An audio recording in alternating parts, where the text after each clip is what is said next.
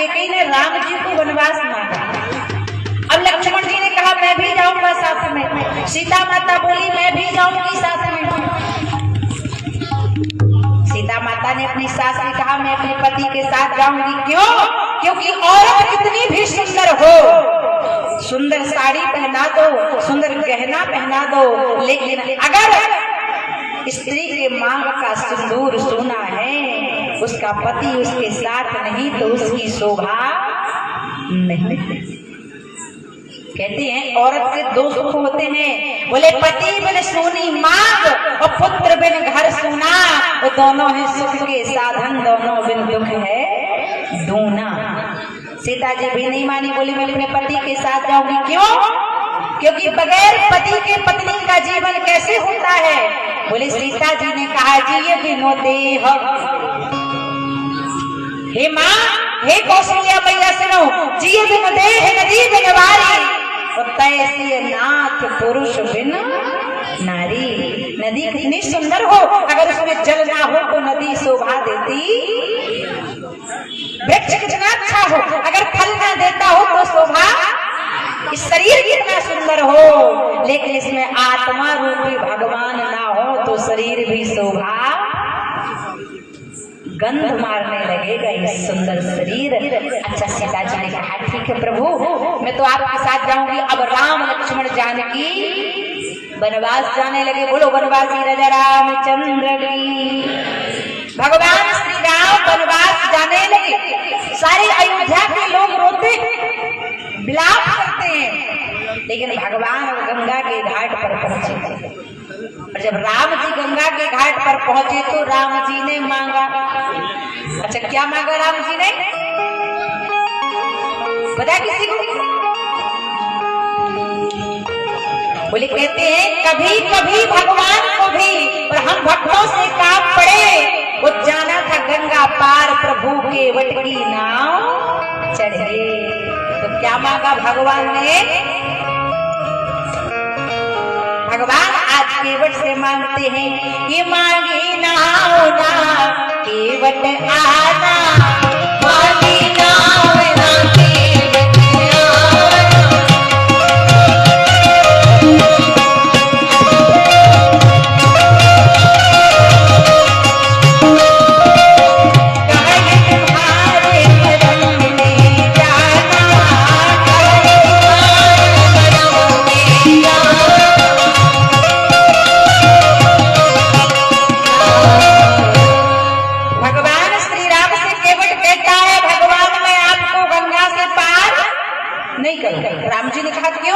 केवट कहता है मैं आपका मरम जानता हूँ।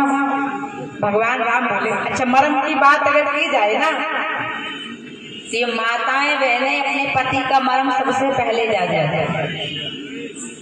अच्छा ध्यान देना, मान लो ये माताएं बहनें बड़ी बुद्धिमान होती हैं। अगर कभी पति से झगड़ा हो जाता है ना तो ये माताएं बहनें सिचुएशन को संभालने में फर्स्ट होती हैं। एक बार क्या हुआ, एक पति पत्नी गांव में रहते थे। पति बड़ा झगड़ालू था, इतना झगड़ालू कि प्रतिदिन पत्नी से झगड़ा करता। तो एक दिन क्रोध में पत्नी को बोलाया, अरे पतिदेव आप मुझसे प्रतिदिन झगड़ा करते हो, आप बड़े जानवर हो, आप पति की आंखें लाल हो गई। पति कहने लगा एक बार और बोलना, क्या कहा? मैं जानवर हूँ। अब पत्नी तो डर गई। अब पत्नी ने वहां पर बात को बनाया, बात संभाली, कहने लगी सुनो ना प्रिय पतिदेव, मैंने आपको जानवर तो बोला है, लेकिन क्यों बोला है? बोली इसलिए बोला है क्योंकि मैं हूँ आपकी जान और आप हैं मेरे वर, तो हो गए जानवर। ये माताएं मैंने बड़ी बड़ी बात। ऐसे आज केवट ने भगवान से कहा प्रभु मैं आपका मरम जानता हूँ। राम जी बोले क्या जानते हो?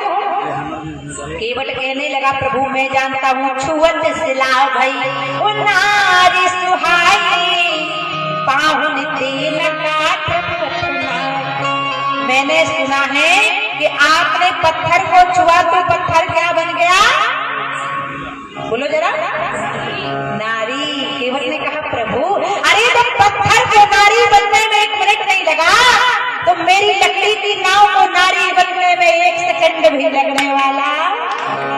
केवट ने कहा सुनो ना राम जी, अगर मेरी नाव नारी बन गई तो क्या होगा?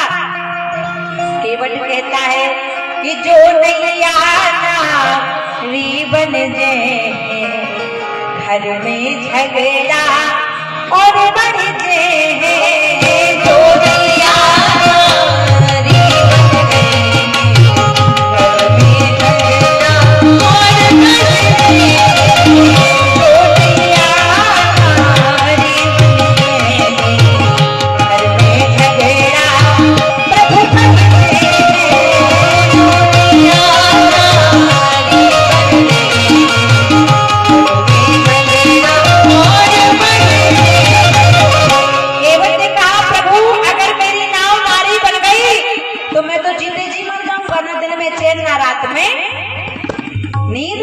क्योंकि माताएं, मैंने बताया था ना, ये माताएं बहन हर चीज बर्दाश्त कर सकती हैं, लेकिन सौतन बर्दाश्त कोई कर सकता है? पति गरीब है तो गरीबी में पूरा गुजारा कर लेंगी, पति अगर क्रोधी है तो गुजारा कर लेंगी, लेकिन माताएं बहनें सौतन बर्दाश्त करने वाली कोई करता हो तो बताओ। अरे आज एक मैया फिर बोल रही मैं तो कर सकता, सौतन कोई बर्दाश्त। एक म्यान में दो तलवारें नहीं रह सकती, एक बिल में दो सर्प नहीं रह सकते, इसी प्रकार एक घर में दो पत्नियां भी नहीं रह सकती। मेरी माताओं ने 501 और 201 रुपए का दान दिया है। नाथ बच्चों को जय हो माँ, तेरे लल्ला की आयु खूब लंबी रहे, तेरी गोदी का लाल सदा किलकारी धरता रहे। बोलो राठ आश्रम धाम की। केवट ने कहा प्रभु आपने पत्थर को छुआ तो नारी बन गई, अगर आपने नैया को छुआ वो नारी बन गई, मैं जीते जी मर जाऊंगा। इतने में लक्ष्मण जी बोले भैया केवट अगर तुम्हारी नाव नारी बन जाएगी तो तुम्हें कुछ हानि तो होना नहीं, तुम्हें तो लाभ ही होगा। एक पत्नी की जगह दो दो पत्नी, तो एक पत्नी को रख देना घर में और दूसरी को रख देना गंगा के घाट पर। समय से तुम्हें चाय मिलेगी, नाश्ता मिलेगा, भोजन मिलेगा, पानी मिलेगा। अब केवट तो क्रोध में आया, केवट कहने लगा लक्ष्मण जी खबरदार, अब कहा से कहा, लेकिन अब ऐसा मत कहना। क्यों? आप मुझे दो दो नारियों की सलाह लक्ष्मण जी मत देना। लक्ष्मण जी ने कहा क्यों? केवट कहता है इसलिए क्योंकि हे लक्ष्मण जी, आज जो आपकी दुर्दशा हो रही है ना, वो 3-3 नारियों की ही तो वजह से हो रही है। बोले ना राजा दशरथ के कैसे विवाह करते, न के कई वनवास देती, और ना आज आप मुझसे नाव मंगाते। केवट ने लक्ष्मण जी से कहा सुनो लक्ष्मण जी महाराज बोले दशरथ 3 पुत्रिया नहीं लाते, काय पुराव लखन बन जाते। अच्छा, केवट ने भगवान से कहा, इतने में बार बार भगवान ने कहा सुनो भैया हमें जल्दी गंगा से पार कर दो, पार जाना है। केवट ने कहा मैं नहीं करूंगा। अब लक्ष्मण जी को क्रोध आया, लक्ष्मण जी ने कर्कश से बाण निकाला और केवट की कनपटी में लगा। रे दुष्ट मूर्ख केवट, भगवान तुझे बुला रहे हो, तू सुन नहीं रहा, अब तो मैं तुझे अरे मारने के लिए कहा तो केवट खिलखिलाकर हंसने लगा, कहने लगा हे लक्ष्मण जी महाराज अगर मारना है तो जल्दी मारो, देरी मत करो। अब लक्ष्मण जी को बड़ा ताज्जुब हुआ। लक्ष्मण जी ने कहा क्यों भैया केवट, मैं तुम्हें मार रहा हूँ और तुम हंस रहे हो, तुम्हें मृत्यु से भय नहीं लग रहा? केवट ने कहा सुनो लक्ष्मण जी महाराज, अगर आप मुझे मार दोगे तो मैं मरूंगा नहीं। क्यों? क्योंकि केवट खड़ा कहाँ है? कहाँ खड़ा है केवट? हजारीबाग के नाला में। कहाँ खड़ा है? कुछ माताएं कह रही हजारीबाग की झील में खड़ा है। नहीं, कहाँ खड़ा है केवट? गंगा जी के घाट पर। केवट ने कहा लक्ष्मण जी अगर आप मुझे मार दोगे ना तो मैं तो डर जाऊंगा, क्योंकि लोगों को तो मरने के बाद प्रयागराज हरिद्वार की गंगा मिलती है, मैं तो गंगा में ही खड़ा हूँ। लेकिन सुनो लक्ष्मण, अगर आप मुझे मार दोगे ना तो फिर आपको 4 बातों का जवाब देना पड़ेगा। बोले कहाँ मारा, क्यों मारा, किस अपराध से मारा और किसके सामने मारा? सामने कौन खड़े हैं? बोले राम जी। जो राम जी कभी किसी भी रिश्वत से पिघलने वाले। केवट ने कहा सुनो लक्ष्मण जी महाराज कि मरूंगा कहाँ से गंगे के तीरों, मैं मर कहाँ रहा हूँ? बोले मरूंगा कहाँ सुचि और गंगे के तीरों हम निहारत है बखूबी। ओ अपराध यही केवट का जो प्रभु सिया राम के चरण पठारत। भगवान प्रसन्न हो गए। भगवान ने कहा ठीक है जल्दी आओ भैया केवट, हमारे चरणों को धो लो। अब केवट विचार करें आता। केवट कितना बुद्धिमान। केवट आज भगवान श्री राम के चरणों को धोने के लिए आया तो क्या लाया? करैया। बहुत सुंदर। तुलसीदास जी मानस में लिखते हैं कि केवट राम रजाल सुहावा पानी कठोरा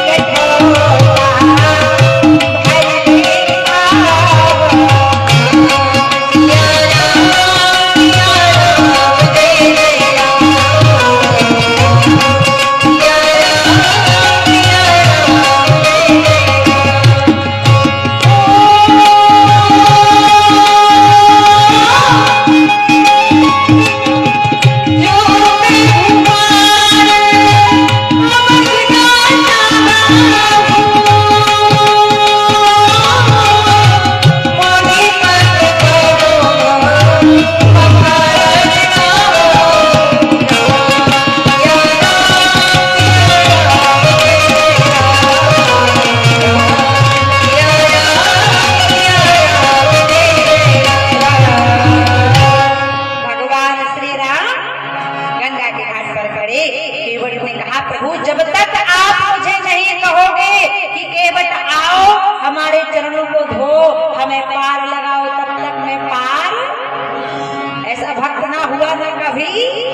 अच्छा देखो राम जी ने कहा ठीक है तो जाओ जल्दी आओ हमें पार जाना है, लेट हो रहा है।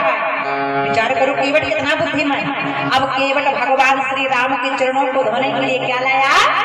कठोरता। अच्छा विचार करे केवट चाहता तो कठोरता की जगह कठौती भी तो ले जा सकता था, लेकिन केवट ने दिमाग लगाया अगर मैं कठौती ले गया तो राम जी के चरणों में जादू है, और अगर कठौती लड़की बन गई तो मुझे उसका विवाह करना पड़ेगा। इसलिए काम करता हूँ कठौता ले जाता हूँ, बनना होगा तो लड़का बन जाएगा, मैं दूसरे घाट में दूसरी नाव डाल दूंगा, मेरा तो बिजनेस ही बढ़ जाएगा। आजकल यही हम लोग भी सोचते हैं ना, बेटा होता है पोता होता है तो हुलू करते हैं, और पोती होती है तो करंट लग जाता है 440 वोल्ट का। लेकिन बेटी नहीं बचाओगे तो बहुरिया कहाँ से लाओगे, और बेटियों को मारते जाओगे ना तो फिर हरिद्वार में चक्कर लगाओगे उत्तराखंड के, बोले जैसे यार। इसलिए गाय गंगा गौरी की रक्षा करो। केवट ने भगवान श्री राम के चरणों को कठौता में रखा। अब राम जी का एक चरण धोया और धो करके जैसे गंगा के घाट पर रखा तो गंगा के घाट की जितनी बालू थी तो राम जी के चरणों में लग। केवट ने देखा बालू लग गई, फिर उठाया, फिर धो दिया, फिर उठाया, फिर धो दिया। सुबह से शाम हो गई। भगवान राम बोले भैया केवट तुम्हारा ही सिस्टम तो 14 वर्ष तक चलता रहेगा, तुम हमारा चरण धोते रहोगे और गंगा जी की बालू चरणों में तो लगती, कुछ उपाय कर लो, पार जाना है ना, लेट हो रहा। केवट ने कहा ठीक है एक उपाय है प्रभु। बोले कौन सा? बोले हे राम जिस चरण को मैं धोता हूँ ना उस चरण को आप ऊपर कर लेना।